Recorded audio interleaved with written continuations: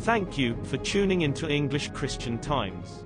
June 29th, today, is the solemnity of Saint Peter and Saint Paul.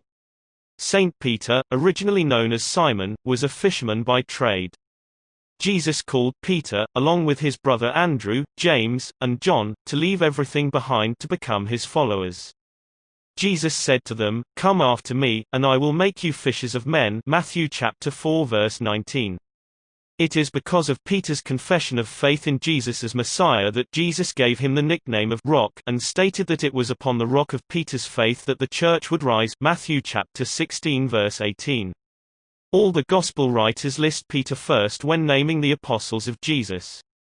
Time and again in the Gospels, however, Peter demonstrates that his faith is imperfect, but growing.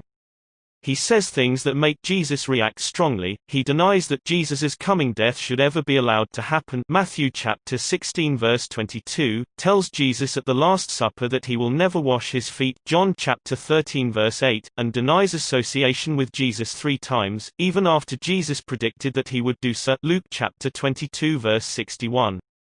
Saint Peter can show us how difficult discipleship can truly be, but is also an example of the Lord choosing the weak and making them strong in bearing witness to him.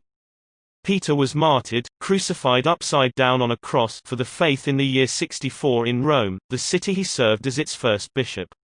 Saint Peter's feast day is February 22, the feast of the primacy of Saint Peter. Saint Paul. Saint Paul's background and journey of faith is somewhat different from Saint Peter's.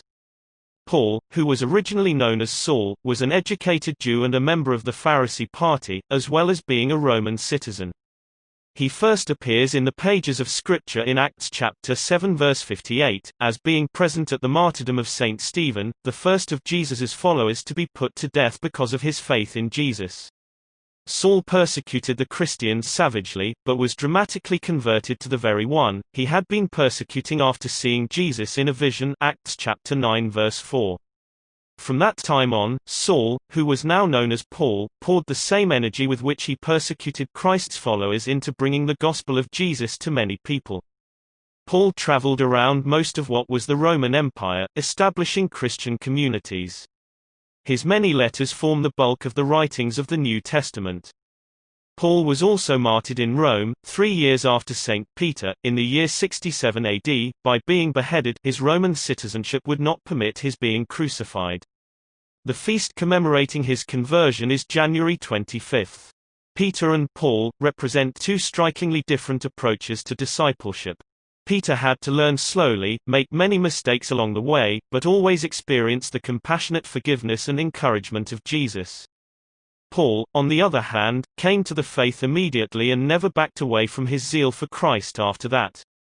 Many of us can see both these great apostles in ourselves. Like Peter, we sometimes fail but yet persevere. Like Paul, we must always be on fire for the Lord, and proclaim Him to everyone and in every situation, no matter how difficult it can sometimes be to do so. The feast day of Saint Peter and Saint Paul is celebrated on June 29. Is celebrated